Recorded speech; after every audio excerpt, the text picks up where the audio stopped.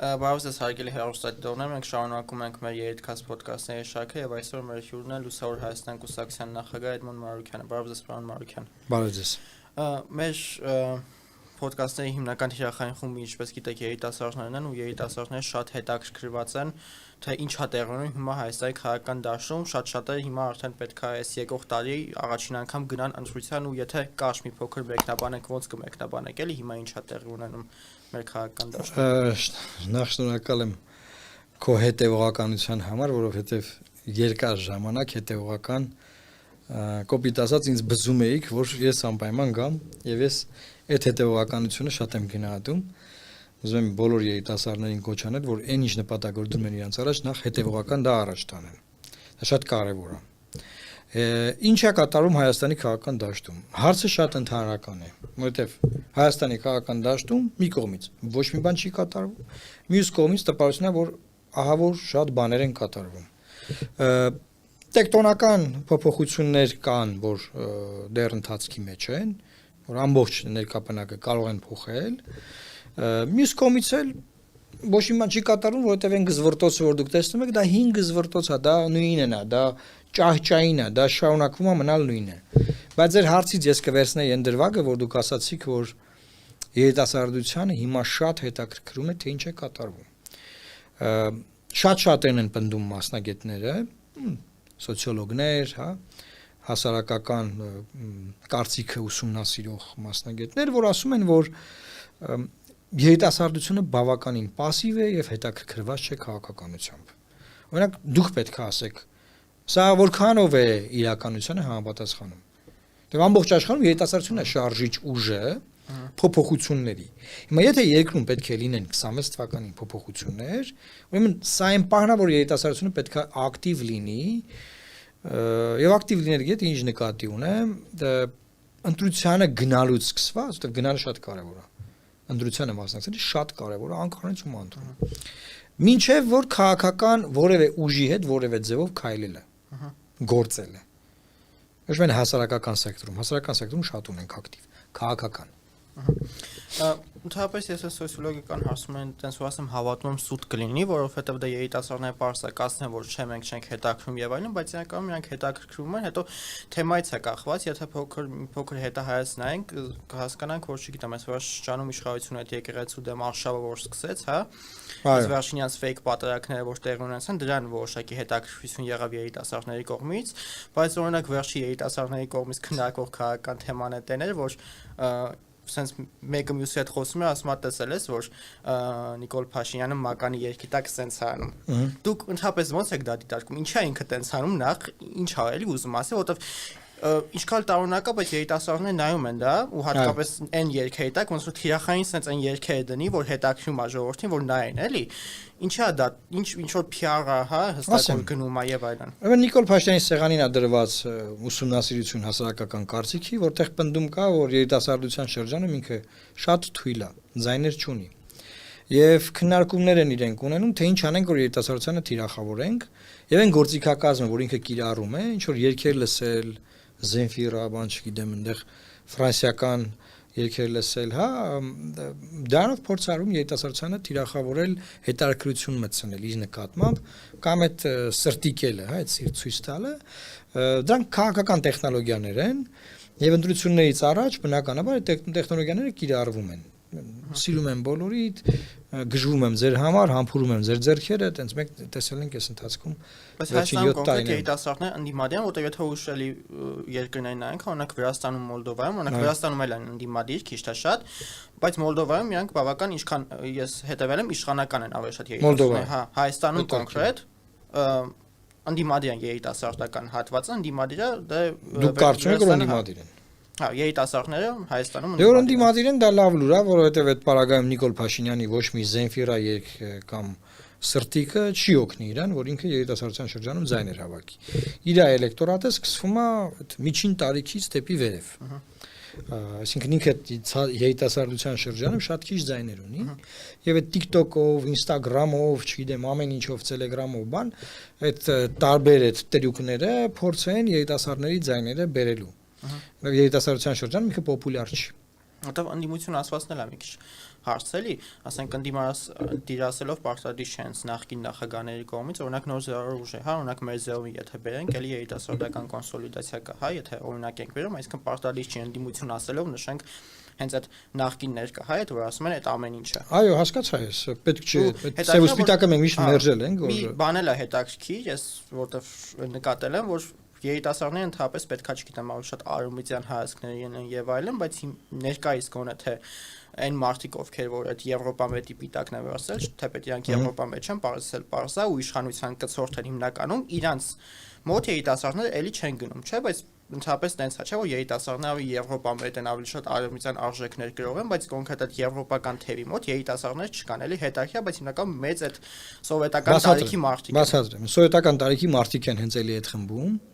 Ինչու երիտասարդները չեն գնում այդ թե, որովհետև նախ երիտասարդները խելացի են,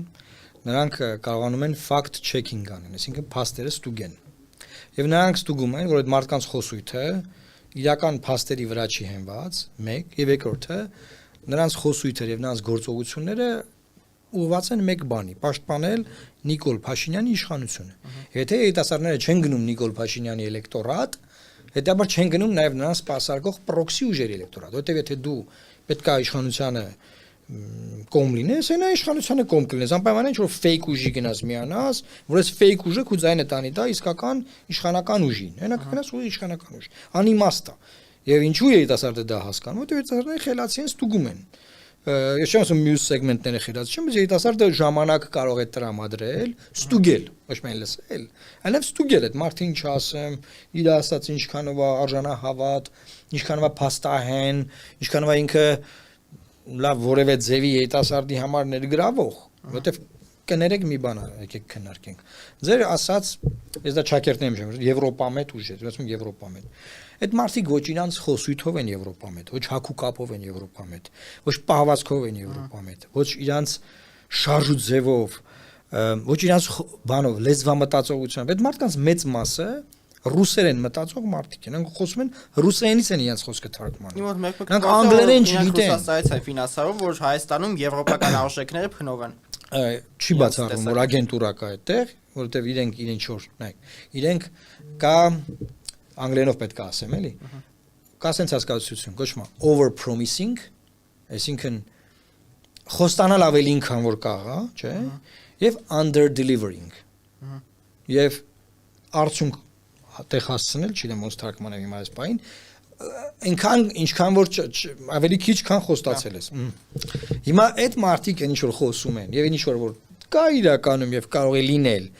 բացարձակապես իրար հետ կապ չունի։ Եվ այդ սուտը կեղծիքը ուղիղ հարված է հասցնում Հայաստանում եվրոպական ինտեգրացիայի ուղղված որևէ ջանքի, որը 91-90-ականներից մինչև այսօր անկախության հռչակագրի ընդունումից մինչև այսօր կա։ Այսինքն այդ մարդիկ ոչ մի աղերս չունեն։ Այդ մարդիկ մեկ օրակարգ են սպասարկում։ Ամեն ձևով պաշտպանել իշխանությանը։ Նայեք, նախորդ քաղաքական համակարգում մինչև Թավշյա հեղափոխությունը, այսպես ասած, կար հետևյալ բանը, որ մենք քննադատում ենք իշխանությանը, ընդդիմությունը։ Ընդդիմության կողմից քննադատությանը պատասխանում էին իշխանության կողմից ինչ որ մարդիկ, հայտնի մարդիկ կան, Շարմազանովը, Աշոտյանը, չէ՞, ինչ որ մարդիկ, ովքեր իշխանական թեվում են, չէ՞։ Հիմա ես իշխանությանը քննադատում եմ, ինձ արձագանքում են այսպես կոչված քաղաքասարակության ներկայացուցիչներ, ձեզ հայտնի անուններ։ Մեր եթերում այդ անունները չարժե տալ։ Բայց դա ի՞նչ է նշանակում։ Դա նշանակում է, որ կա իշխանության բուֆեր, մի հատ ինչ որ հատված, որ իշխանության քննադատության բանը շերտը, այդ ուդարը, այդ հարվածը վերցնում է իր վրա, չէ՞։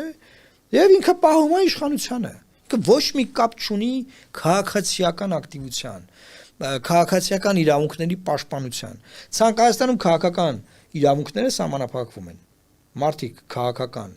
նկատառումներով բանտարկվում են եւ դառնում են քաղաքական բանտարկյալներ։ Հիմա քաղաքական իրավունքները, նայեք, մարդու իրավունքների որպես մասնագետ եմ ասում,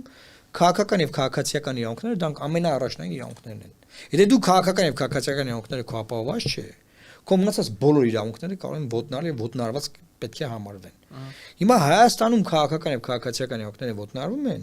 քաղաքասարակությունը լեգիտիմացնում է դա։ Ասում այո, ճիշտ են արել, քանի որ ու ցանկացած բան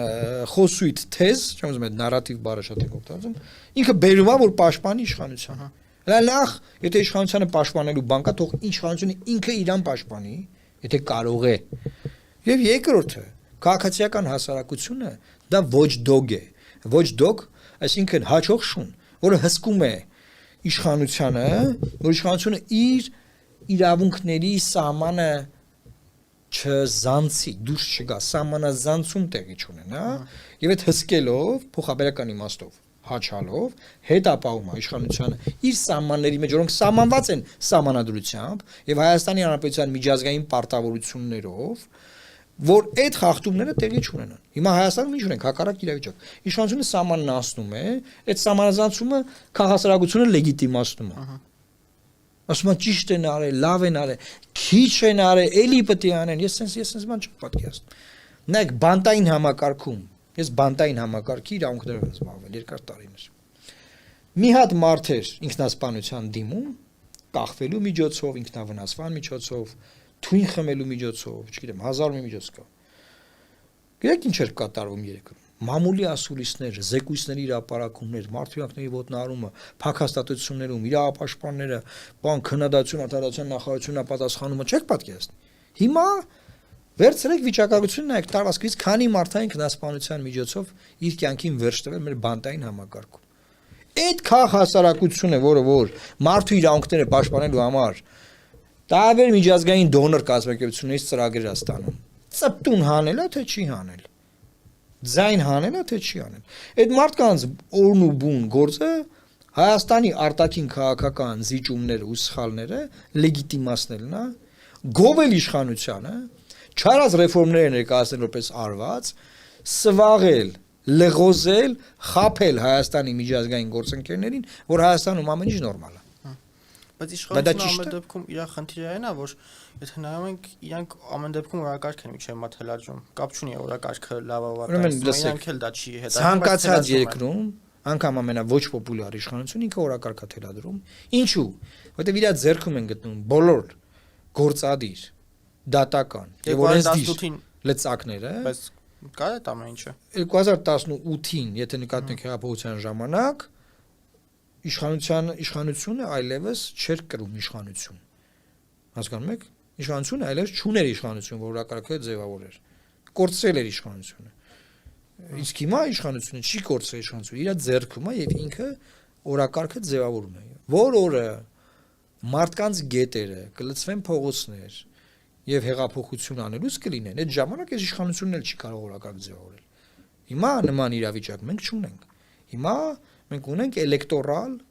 ավտորիտարիզմ։ Ինչ է նշանակում, որ ընտրությունների միջոցով ձևավորվում է լեգիտիմ իշխանություն,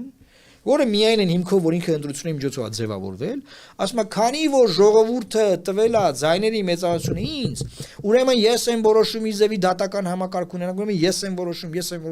եւ սկսում է ոտնահարել մարդկանց իրավունքները։ Բայց ինչ է նշանակում ժողովրդավարություն։ Ամենալավ բանաձևումը տվել է Մարեկ Նովիցկին, որը իմ պրոֆեսորն է եղել, ոնց ասեմ, մարդու իրավունքների պաշտպանության ոլորտում իմ համար մի մարդ ունից, որ ես բավականին բան եմ սովորել, ինքը ասում է ժողովրդավարությունը տարբեր բանաձևեր ունի։ Եվ իմ բանաձևում ասում է հետևյալն է. ժողովրդավարությունը դա մեծամասնության իշխանությունն է, որը սահմանափակված է փոքրամասնության իրավունքներով։ Այսինքն այն որ 54%-ը, ասենք, ընտրությունների մասնակցած մարդկանց 54%-ը ընտրել է Նիկոլ Փաշինյանին, դա չի նշանակում, որ ինքը կարող է այն մնացած ընտրություններին չմասնակցած եւ մասնակցած, բայց իրան չընտրած քաղաքացիների իրավունքները ոտնահարել կամ նրանց կողմից ընտրված ներկայացուցիչների իրավունքները ոտնահարել։ Օրինակ, նրանց կողմից ընտրված իրավունք ներկայացուցիչները խորհրդարանական ընդդիմությունն է, չէ՞։ Լավն է, վատն է, սիրում ենք, չենք սիրում, ես բազմիցս քննադատել եմ, հիմա դրա պահ չի։ Համարությամբ եւ ազգային ժողովի սահմանադրական օրենքով պետք է լիներ ազգային ժողովի փոխխոսնակ, հանձնաժողովի նախագահներ։ Այս իշխանությունը դուրս է շպրտել բոլոր ընդդիմադիր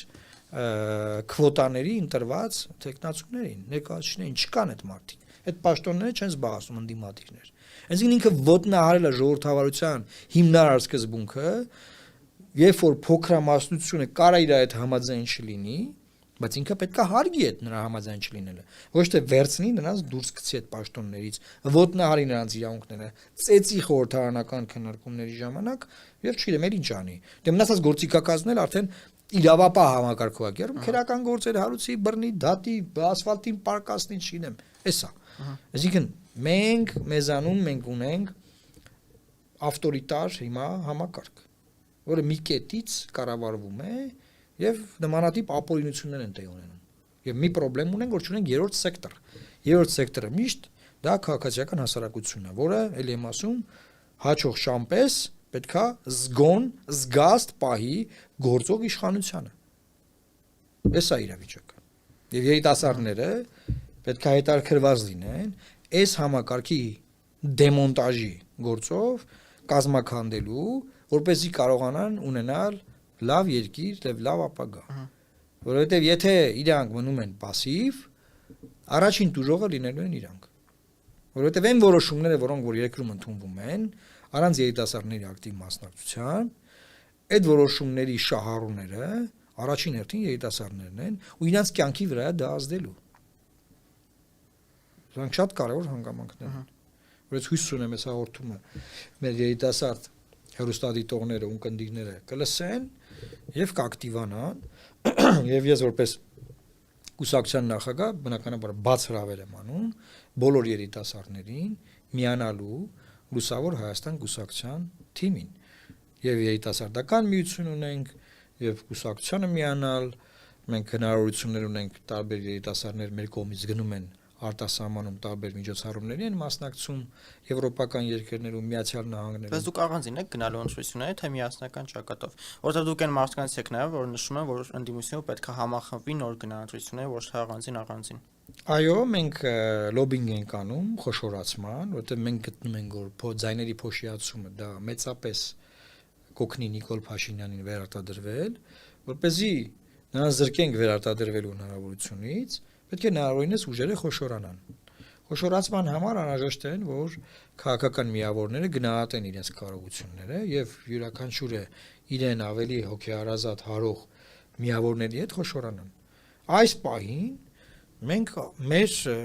համակարգը առանձին գործում է։ Չնայած դրան մենք շարունակում ենք լոբինգ անել, որ խոշորացումը ճիշտ է։ Քանի որ ընտրություններին դեռ կա երկար ժամանակ, մենք այս պահին պատրաստվում ենք միայնակ մասնակցելու։ Որ օրը որ խոշորացման հաջողված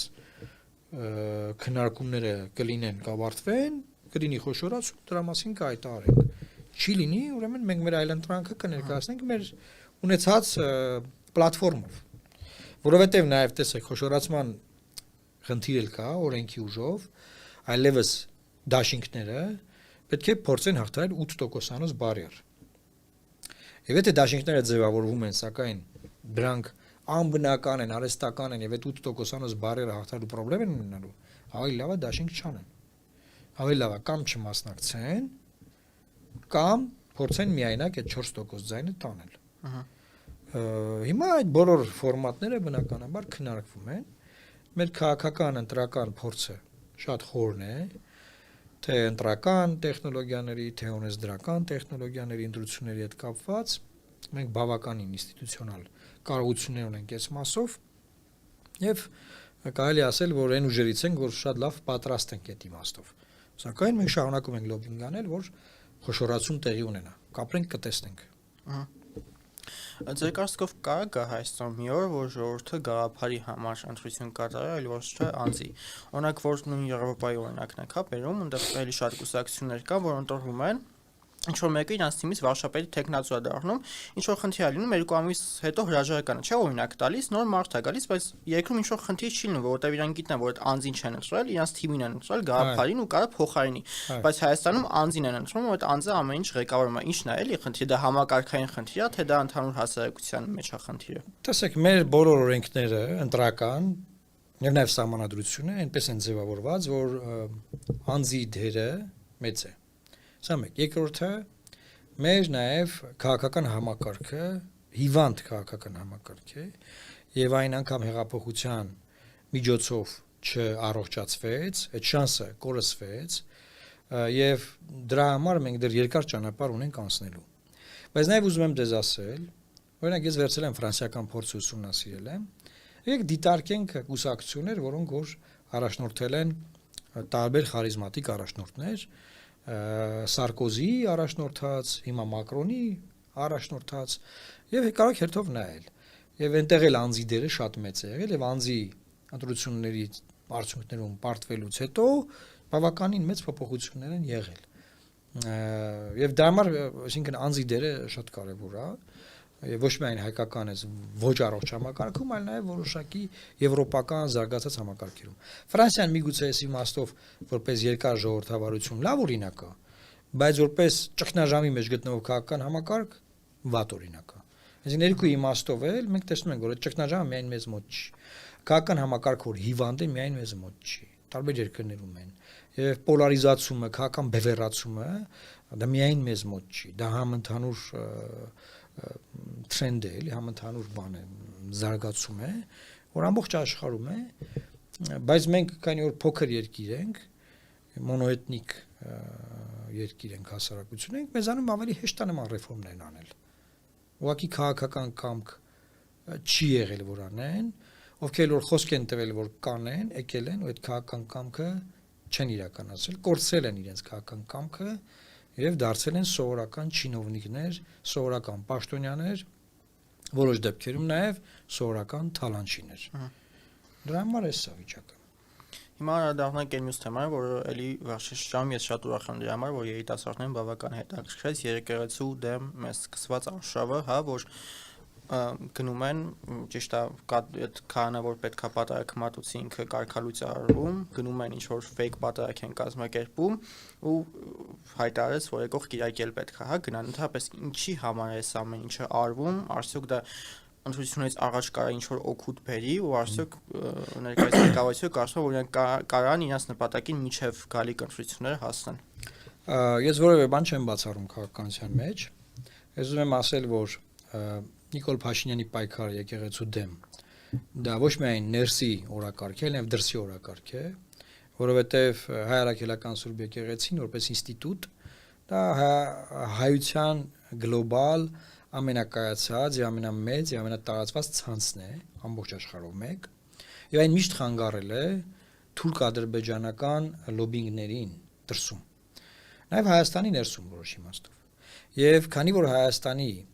ինքնությունը վերափոխվում է հիմա որ տեսեք Արադ լեռի չեղարկումը հա մենք անգլերենով պետք է ասեմ կա cancel culture այն մշակութային ինքնությունը որ մենք ունենք Նիկոլ Փաշինյանը չեղարկում է եւ այդ չեղարկումը գալիս է Թուրքիայի եւ Ադրբեջանի պահանջներից նա կատարում է այդ պահանջները այդ պահանջների մեջ է բնականաբար որ նմանատիպ հայ առաքելական Սուրբ եկեղեցի իր կուր կառուցվածքով չպիտի լինի դրա համար օգտագործում են տարբեր քարոզչական հնարքներ այնտեղ պղծել են ամուսնանը մեն երեխա ունի չեմ անում եսի ինչ բան չեմ ուզում մտնեմ այդ զզվելի այդ քարոզ արշավի քննարկման մեջ զզվանք է ինձ մոտ միայն առաջացնում մարդկանց անձնական կյանքի եւ այլնի վերաբերյալ բայց ուզում եմ ասել որ մարդիկ տեսեք ներքաղաքական կյանքում տարվում են այդ բամբասանքով այդ խոսակցություններով բայց գլոբալ նպատակը այլ է գլոբալ նպատակը որ չպիտի լինի նմանատիպ բրգաձև գործող հեղինակություն ունեցող հայ առաքելական Սուրբ եկեղեցի այն պետք է քանդել, եթե չի ստացվում քանդել, գոնե պարակտել։ Հիմա քանդելը չի ստացվում, բայց գոնե պարակտելը սկսել է ստացվել։ Տեսեք, ասում են պարակտել։ Հիմա այդ արշավը չի դադարելու։ Փաշինյանը չի դադարելու այն պարակտելուց։ Կհասցնի մինչև ընտրություններ այն կազմակլուցել, պարակտել վերջնականապես ես չեմ կարող ասել, չեմ բացառում, կարող է նաև հասնել դրան,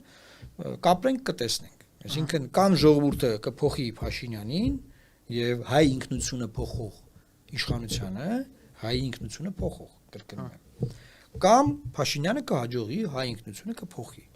Հիմա դա կախված է մեր դիմակայունությունից։ Այդ դուք նշեցիք երիտասարդությանը։ Ես շատ ուրախ եմ, որ երիտասարդությունը պատրաստ է կանգնել այդ process-ի դեմ եւ մենք մեր գիտելիքով փորձով պատրաստ ենք սնուցել երիտասարդությանը իր բոլոր նմանատիպ նախաձեռնություններում որովհետեւ ես կարծում եմ որ երիտասարդությունը ամեն դեպքում չի հանդուրժում այն խոսույթը, որ հնարավոր է մեր ինքնությունը փոխելով մեզ համոզել, որ մենք լավ կապրենք։ Նայեք, դուք չեք գտնի որևէ հարուստ հաջողակ մարդ, որը նվաստանում է, կզած է, բայց լավ է զգում, հարուստ է, բարգավաճում է, հպարտ է, ինքնիշխան է, հա, չկա նման բան։ Կզած հարուստ մարդ չի լինում, որ ինքը իրան լավ ազգում է, նկատի ունեմ։ Հա, լավ ապրող մարդ չի լինում, հասկանաս, դու չես կարող հոգեբանորեն լինես նվաստացած, ոչնչացած, քո սրբություններից հրաժարված, քո սրբությունները դրժած, բայց որ դու լավ ապրես, ցորեն կա կեր, ասենք, չի լինում նման բան։ Եվ այն շերտը, որը որ դա չի հանդուրժում, դա երիտասարդությունն է։ Երիտասարդությունը այդ կոպիտ ասած այդ խապկանքը չի ուտում, չի մարսում, չի ստացվում։ Եվ ահա հետ գալով ձեր առաջին հարցին, թե ինչու է Փաշինյանը սրտեր ուղարկում եւ բան, փորձում է թիրախավորել այդ երիտասարդությանը նմանատիպ էժանագին տեխնոլոգիաներով։ Բայց հույս ունեմ, որ դրանք չեն աշխատելու։ Իսկ ընդդիմությունը ինչի նույնի չի անում, օրինակ ինչ կարելի պետք է բանանենք, բայց ամեն դեպքում հիմա սոցիալական ցանցերը շատ կարևոր դեր ունեն, հա, հասարակության հատկապես երիտասարդ շարժի վրա, ու իշխանությունը փորձում է դա օգտագործի, լավ թե վատ, այլ կողմ իմ կարծիքով վատ, որովհետև շատ դեպքերում չի անցնում, կամ շատ դեպքերում է լավ։ Հա, մենք չգիտենք։ Նրանք դիտում են, բայց ինչքանով է դուր գալի կամ ինչքանով են լուրջ վերաբերում այդ մարդուն, դա այլ հարց է։ Շատ իմ կարծիքով իր նպատակը զուտ դիտում ապահովելն է, ոչ թե ինչ որ իր մասին կարծիքը ավելի դրական փոխելը, բայց ընդդիմությունը նույն օրինակ անում է, թե չէ։ Օրինակ ընդդիմության մեջ էներգետիկա կա, օրինակ դուք կգնաք վարչապետի հետ բանավիճելու, չգիտեմ, կգանաք, գնաք։ Ես վարչապետին ամեն եթերում հրավիրում եմ բանավիճի, բայց նա վախենում է ինձ այդ բանավիճել։ Ինչի է վախենում։ Որովհետև գիտի, որ ես իրան կջախջախեմ բանավիճում։ Ինչ է հիմնական թեզը, եթե ինքը իմ նկատմամբ չունի որևէ խոցելիություն, որ կարող է ինձ բանավեճի մեջ հաղթել։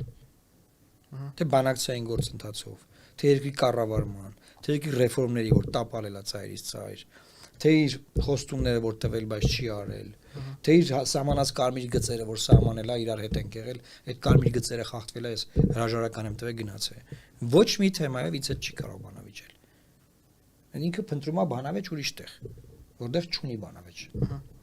Չէ, շատ մարդիկ կան, որ ասում են հակառակն է, քանի որ ելքում 3 հոգեր սկզբան եղել, 3 ուժեր քաղաքական, քանի որ մեկ առանձնացել է, երկուսը ամեն դեպքում իրար հետ են, դե ասում են անդիմությունը, բայց դե բարձր էլի, որ հանրապետություն չի կարող անդիմություն լինի, իրար հետ են։ Ասում են, որ կարող է դուք եք սխալ, քանի որ երկուսը մեծամասնություն են, հայ ժողովրդավարական սկզբունքներով այսպես կոչված, ուրեմն կարող ենք ճիշտ ճանապարհի վրա են, դուք եք սխալ ճանապարհի վրա։ Ուրեմն մեծամասնությունը կարող է սխալվել, դա հին շատ հնուց եկած սկզբունք է։ Մեծամասնությունը մարդկանց խաչի է բարձրացրել, գլխատել է, կախաղան հանել, գիլյոտինի տակ գցել, բայց պարզվել է, որ վերջում իրանք սխալ են։ Ես պնդում եմ, նախ իրանք մեծամասնություն չեն, երկու ուժը դա մեծամասնություն չի, ես պնդում եմ, որ իրանք են սխալ եւ մենք ենք ճիշտ։ Այսինքն, եթե մենք չենք օգտվել իշխանության գալու հնարավորությունից, ինքնուրույն, ինքներս ենք հրաժարվել դրանից, ինքներս չենք ներգրավել, ինքներս ենք հրաժարական տվել, ինքներս ենք մեր ունեցածը վայր դրել, դուս եկել մեր սկզբունքային դիրքորոշումների համար, ոնց կարա տեղ լինի, որ իրանք են ճիշտ։ Մենք կարենք մենք էլ լինենք ազգային ժողովի նախագահ, փոխնախագահ, արտգործնախարար, Երևանի քաղաքապետ, փոխքաղաքապետ, դες մեր համար դες բաներով Պատավատներով բանով մանգային ձեզ է բացատրեին, որ շատ նորմալ է, որ ադրբեջանցիները պետք է գան բնակվեն ձեր տներում։ Դες մենք է պրեմիաներ ստանայինք, չենք կարող անենք։ Կարայինք, մենք ինքներս ենք դայից հրաժարվել։ Հետևաբար ես կարծում եմ, որ մենք ենք ճիշտ, ոչ թե իրանք, որտեղ մենք կարողանում ենք մեզ զրկել գայթակղությունից, ցանկացած իշխանություն, ցանկացած կոմֆորտ, դա գայթակղություն է։ Գայթակղությունից քեզ զրկես, բայց գնաս ճիշտ ճանապարհով։ Պարզա դու տեղ ավելի ռեսուրսների բանի տեսանկյունից խոցելի ես, չէ՞, որտեղ ընդդիմադիր ես, ընդդիմություն ես դու։ Հա, իրանք իշխանություն են լծակների ազմոտ, իրանք հարցեր են լուծում, շատերը ինչ որ քծնանք են բանը իրանց նկատմամբ, տենչանք, չգիտեմ եսի ինչ, գովերքում եսի ինչ, չէ՞։ Հա, բայց իրանք չեն ճիշտ։ Իրանք չեն ճիշտ։ Այսինքն նայեք ամեն մարդ չի որ կարա ասենք վարչապետից 3 կաբինետ են կողմ, կաբինետ ունենա, աշխատասենյակ ունենա ազդեցություն եւ հրաժարական տա գնա։ Քանի ինդիմադիր падգամավոր կա։ Մեկը իր մանդատից հրաժարվում է հիմա։ 5 տարի է ծեծենուտում ջարդում են։ Ես ինչ են անում։ Իար չեն ջարդում, ծեծենուտում միակողմանի այնտեղ։ Կարան տոսեն լավ սկզբունքային չի լինում, անիմաստա մենք հրաժարական։ Բայց ինչ որ բան կփոխի դա։ Միշտ կարա բան փոխի, որտեղ միշտ բողոքի ձայն ինչ որ բան փոխում է։ Միշտ ինչ որ բան փոխվում է։ Որտեղ դու ցույց ես տալիս, որ դու համաձայն ես։ Հասկանում եք, չլինել համաձայն դա ամենաֆունդամենտալ բանն է։ Ուղղակի չլինել համաձայն։ Ես համաձայն չեմ։ Ես չեմ հանդուրժում այն ինչ որ արվում է, ես համաձայն չեմ։ Ես վստահ եմ որ 100,000-ավոր մարդիկ իմ նման համաձայն չեն։ Այլ բանա որ նրանք դեռ կարա չեն որոշել որ գան ինձ ընտրեն։ Բայց որ համաձայն չեն, ես նրանց համաձայն չլինելու մեջ ունեմ ներդրում։ Նրանք ինձ լսում են, լսել են եւ համաձայն չեն։ Հիմա ինձ կընտրեն, այն մյուսին կներական չի, բայց համաձայն չեն։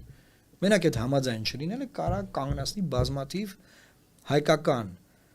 ինքնության դեգրադացման, դեմոնտաժի process-ներ։ Եվ այդ process-ների դեմ եմ ես պայքարում։ Եվ որպես վերջաբան ես կուզեի անկեղծ ձեր կարծիքը լսել, ընդհանրապես հնարավոր է իշխանությունը փոխել, թե չէ ընտրություններով, որովհետև այստեղ ընտրությունը իշխանություն չի փոխվել, չէ՞, ու ընդհանրապես այտենց ավանդույթ էլ կա, որ երկրորդ ժամկետից հետո իշխանությունը չի իշխանաբար կամ որ փորձ է եղել, կասեցվել է հեղափոխությունների եւ այլ բաների միջոցով։ Հիմա այս իշխանությունը ուզում է գնա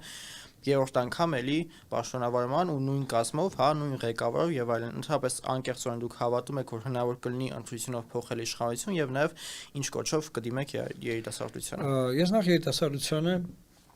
կոչ կանեի ակտիվ լինել։ Առաջինը գնալ ընտրության։ Կփոխի դա ինչ որ բան։ Այո։ Ուրեմն ուշադիր լսեք ինչ եմ ասում։ Որ տեղամասում քվեարկողների թիվը 50%-ն հասնում է, տեղամասում իշխանությունը պարտված է։ Իշխանությանը օդի պես պետք է որ քվեարկողների թիվը, ընտրությանը մասնակցողների թիվը 40-ը չանցնի։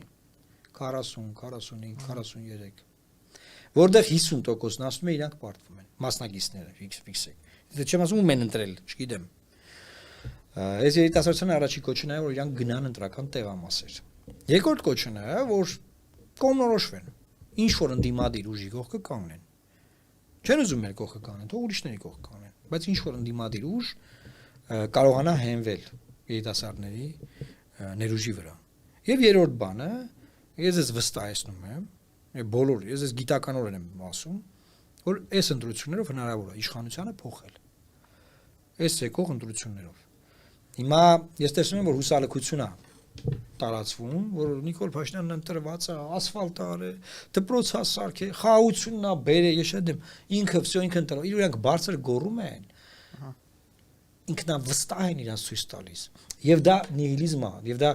հուսահատություն է քարոզում իրանց հակառակորդների մոտ, որ վсё դա շատ ուժեղ են։ Ոնց որ շատ վստահ են։ Իրանք իրանց վստահ են, բան ժոտ, բայց ուժեղ չեն։ Ընտրական, էլեկտորալ քվեի համատեքստում ընդդիմադիր ձայները իրանց գերազանցում, հետեւաբար իրենք կարող են պարտվել։ Բայց ինչա պետք անել որպես իրանք պարտվեն։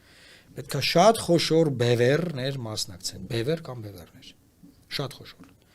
որ այդ պարտվելը լինի աներկբա եւ հնարավորինս քիչ ձայներ փոշիացվեն։ Շատ փոշին դա իշխանությանը օդի պես պետք եղած process է։ Հետեւաբար ես կոչ եմ անում որ մարդիկ ակտիվանան եւ կանգնեցնեն այս